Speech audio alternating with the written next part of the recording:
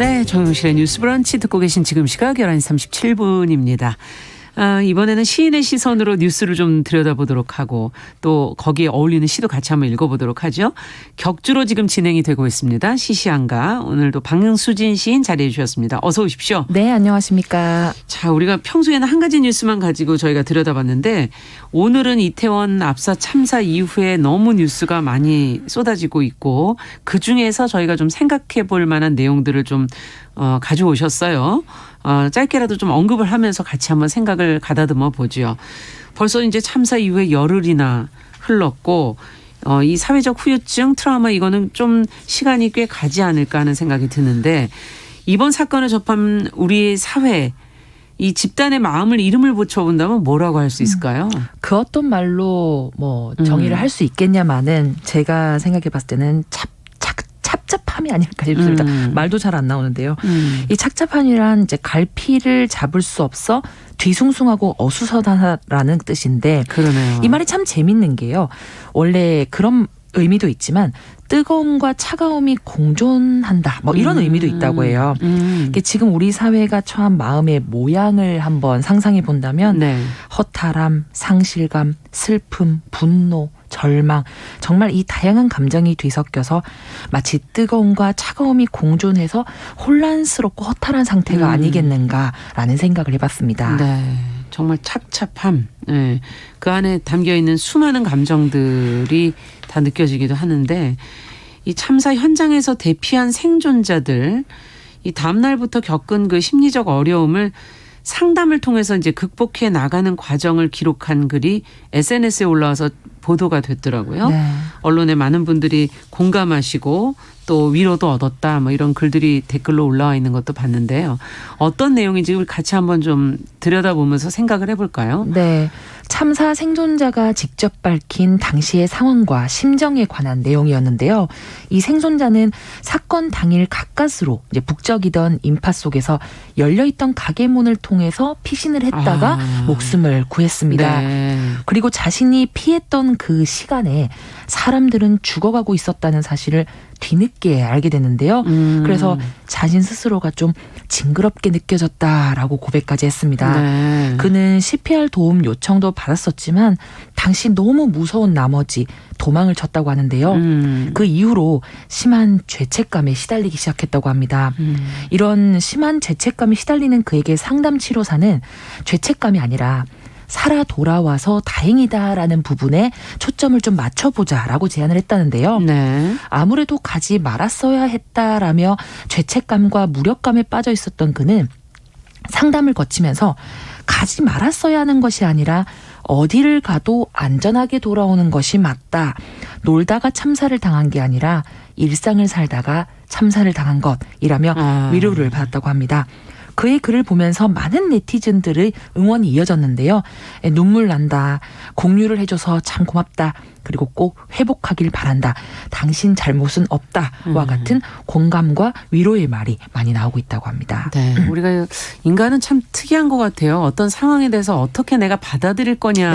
그것에 의해서 수많은 변화들이 생길 수 있는 건데 네. 지금 가지 말았어야 하는 게 아니라 어딜 가도 안전한 게 맞다. 이 표현이 정말 무엇보다 가슴에 되게 와닿는 것 같고요. 그리고 그 네티즌들도 그 일상을 살다가 참사를 당한 거지 놀다가 참사를 당한 게 아니다. 이 부분에서 더 많이 아마 공감들을 해주신 것 같아요. 방 시인은 어떠셨어요? 어떤 부분이 가장 공감이 되셨습니까? 저도 같은 의견인 게 어디를 가더라도 안전히 돌아와야 맞다. 이 문장이 정말 제 가슴을 때렸습니다. 잠시 잊고 살았던 것 같아요. 그러네요.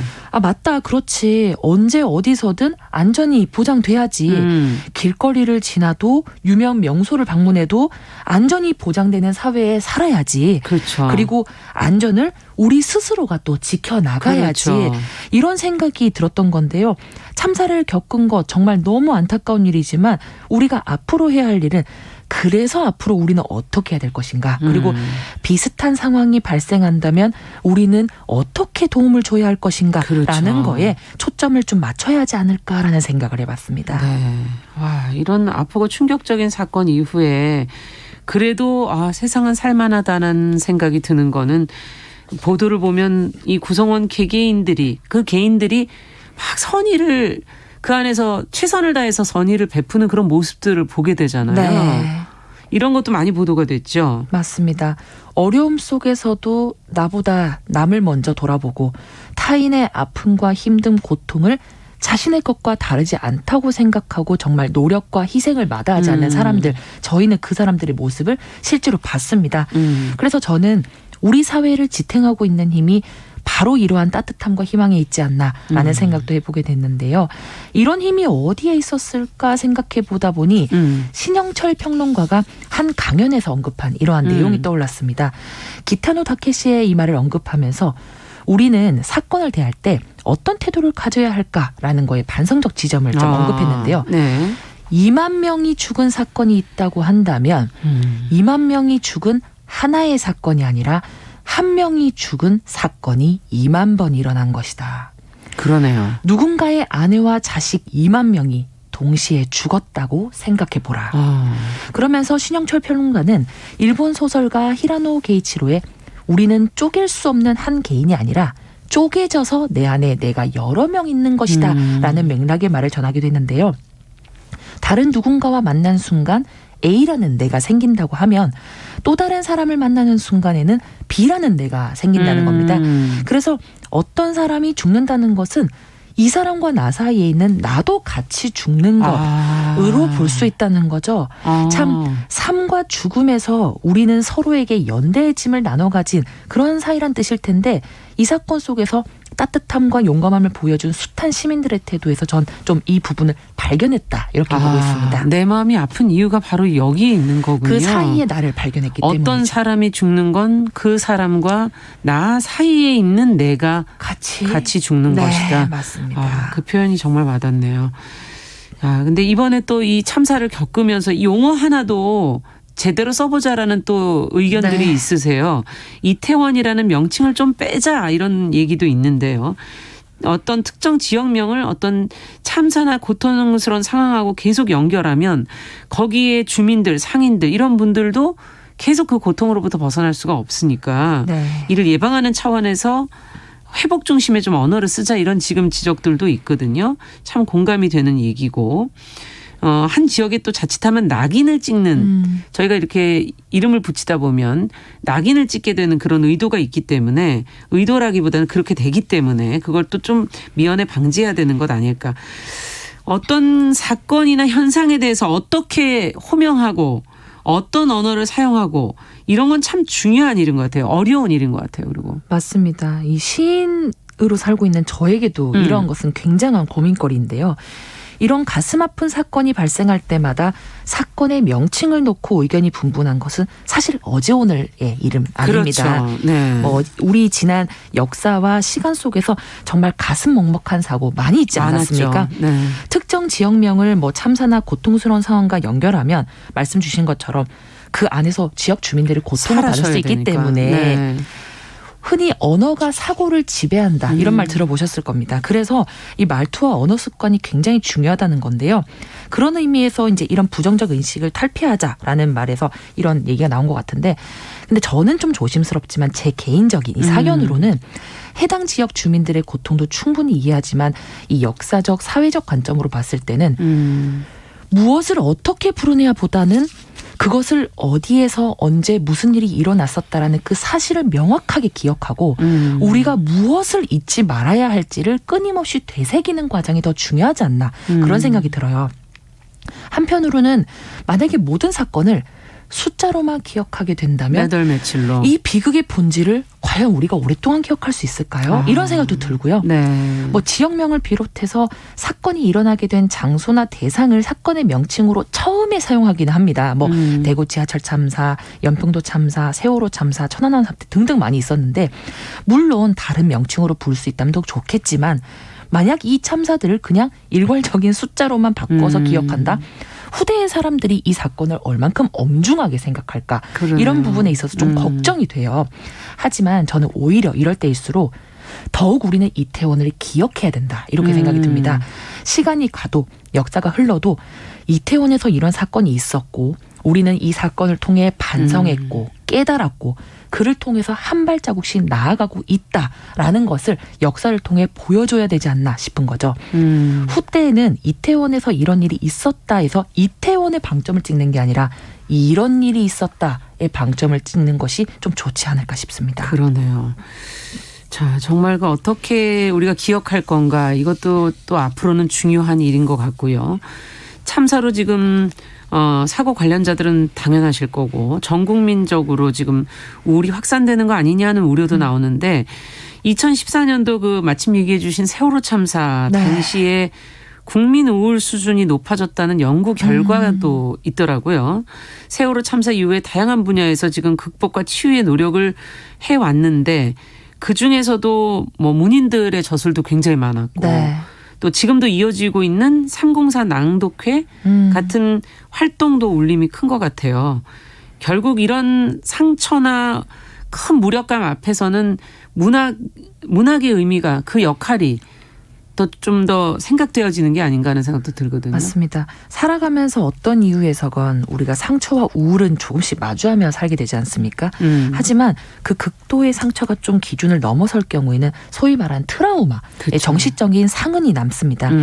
사람마다 다양한 방식으로 상처를 치유하고 고통을 해소하겠지만 문학의 역할 중에 하나가 바로 이 카타르시스를 느끼게 하고 감정을 해소한다는 측면이 있거든요. 네. 그런 의미에서 문학 작품을 가까이 하는 것은 이러한 상황에서 굉장히 도움이 될 것 같습니다. 저는 내가 너무 힘들 때 아무렇지도 않은 사람이 나한테 그냥 괜찮아라고 하는 말보다는 나도 그렇다라는 말이 참 위로가 되더라고요. 네. 그래서 치유와 회복의 첫걸음은 사실 공감이자 공유라고 생각합니다. 충분히 그럴 수 있어, 나도 그랬어라는 감정의 공유, 이 상태의 유사성이 굉장히 중요한 게 아닌가 싶은데, 그 앞에서 말씀드린 신영철 평론가가 이런 말씀도 하셨어요. 소설이나 시 등을 통해서 이제 슬픔을 알 것 같다가도 한동안 문학 작품을 보지 않게 되면 다시 슬픔을 모르게 된다. 심지어 내 슬픔도 있게 되고 타인의 슬픔은 자연스럽게 있게 된다라는 거죠.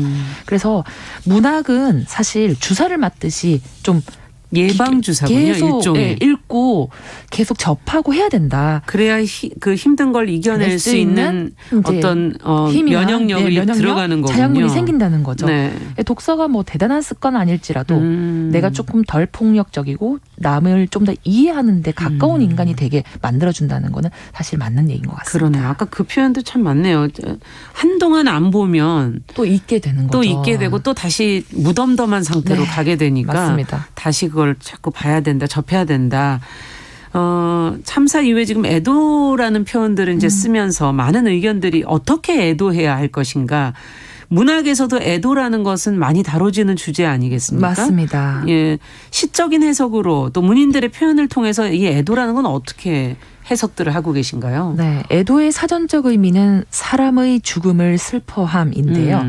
사전적 의미는 그러하지만 이걸 문학적으로 해석한다면 애도는 어쩌면 문학인들이 가장 가깝게 사용하는 창작의 방식이기도 합니다. 어쩌면 애도를 가장 잘하는 사람일지도 모르겠어요. 네. 저 역시도 창작의 가장 큰 원동력을 물어본다면 슬픔이라고 할 것 같거든요. 문학인들 중에서도 시인의 애도를 시적 태도로 창작의 방식으로 쓰는 경우가 많습니다. 실제로 안현미 시인 같은 경우는요. 지난 세월호 사건을 주제로 한 깊은 일이라는 시집을 직접 발간한 적도 있는데 수록된 작품을 살펴보면 시인에게 있어 애도라는 것은 시적 태도를 넘어서 삶의 태도로 승화되고 있다. 이런 걸 볼 수 있습니다. 네. 간단하게 언급드리자면 찬성할 수도 반대할 수도 있지만 침묵해서는 안 되는 그것은 깊은 일. 어떤 슬픔은 새벽에 출항하고 어떤 아픔은 영원히 돌아오지 못하고 있습니다. 그날 이후 우리들은 그 바다에 못 박혔습니다. 우리는 할 수 있습니다. 아무래도 이번 생은 그 바다를 슬퍼하고 그 바다를 노래하는 시인으로 죽다가 죽어야겠습니다. 이런 문장이 있습니다. 네. 와, 정말 이 문학작품 속에서 더 인상적이고 더 정말 기억에 남는 그런 장면들도 많으실 것 같아요. 네. 다른 문학 장르에서도 애도를 주제로 하거나 깊은 주제가 된 뭐 작품들이 많이 있는데요. 그 중에서도 좀 살펴볼 만한 내용이 아동문학 중에 하나 좀 소개해드리고 싶어요. 고양이 편지라는 홍은경 작가의 아동문학 책이 있는데요. 간단하게 줄거리를 좀 소개해드리자면 슬픈 사고로 가족을 잃은 지혜가 이제 말하는 고양이가 전해주는 행운의 편지를 통해서 상처를 치유하고 다시 회복하는 모습을 보여줘요. 그런데 주목할 부분이 주인공 지혜가 사고로 한꺼번에 가족을 이룬 후에 네. 더 이상 말을 하지 않는 실어증에 걸리게 되는데요. 네. 할머니와 고모의 극진한 보살핌에도 사실 세상 나오기를 두려워합니다. 다들 실어증 걸린 지혜를 어려워하는데요. 그런데 그런 지혜의 방에 고양이 루돌프가 찾아와서 굉장히 당당하게 밥을 달라고 얘기해요. 고양이 루돌프는 심지어 말을 하지 않는 지혜의 말을 알아들으면서 지혜의 슬픔이 아무렇지도 않은 듯이 당당하고 뻔뻔하게 참치캔 대신 맛있는 고양이 사료를 달라 이렇게 파워 당당한 모습을 보이거든요. 루돌프는 다른 사람들과 달리 지혜를 연민과 동정의 눈길로 바라보지 않았던 겁니다. 그저 행운을 요구하는 편지를 전달해 줄 뿐인데요. 그 덕분에 지혜가 아픔을 이겨내고 세상 밖으로 나갈 용기를 얻게 되는데 여기서 주목할 것은 지혜가 가지는 애도의 방식과 지혜를 애도하는 루돌프의 방식인 거죠. 지혜는 말을 하지 않고 세상과 단절하는 방식으로 애도를 취하지만 그러한 지혜를 루돌프는 동정이나 차별이 없는 그런 일관된 시선과 태도로서 애도하는 겁니다. 흔히 위로의 방식을 관심 갖기, 동정하기, 걱정하기 이런 방식으로 하는데 그게 아니라 그저 그대로 둠, 곁에 있어 줌, 편안하게 대해 이런 방식이 오히려 지혜의 일상을 회복하고 마음의 문을 열게 해준 방식이었다는 거죠. 그러네요. 애도의 방식이 참 다양할 수 있고 지금 우리에게는 어떤 애도의 방식이 필요한가 좀 고민해보게 하는 작품이 아닌가 싶습니다. 고양이 루돌프를 통해서 어떻게 해야 될지 고민해보게 되네요. 네. 자, 그럼 오늘 시는 어떤 시를 함께 읽어볼까요? 네, 오늘은 손미 시인의 사람을 사랑해도 될까라는 작품을 준비했는데요. 짧게 낭독 드리고 마저 말씀 나누도록 하겠습니다.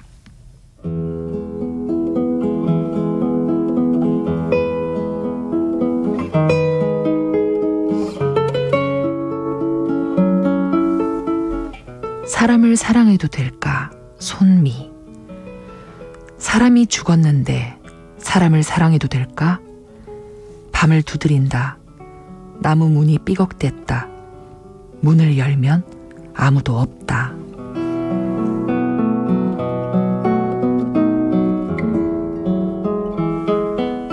상복을 입고 너의 침대에 엎드려 있을 때 밤을 두드리는 건 내 손톱을 먹고 자란 짐승. 사람이 죽었는데 변기에 앉고 방을 닦으면서 다시 사람이 될까 무서워. 그런 고백을 해도 될까? 사람이 죽었는데 계속 사람이어도 될까? 사람이 어떻게 그럴 수 있어? 라고 묻는 사람이어도 될까? 사람이 죽었는데 사람을 사랑해도 될까? 나무 문을 두드리는 울음을 모른 척해도 될까?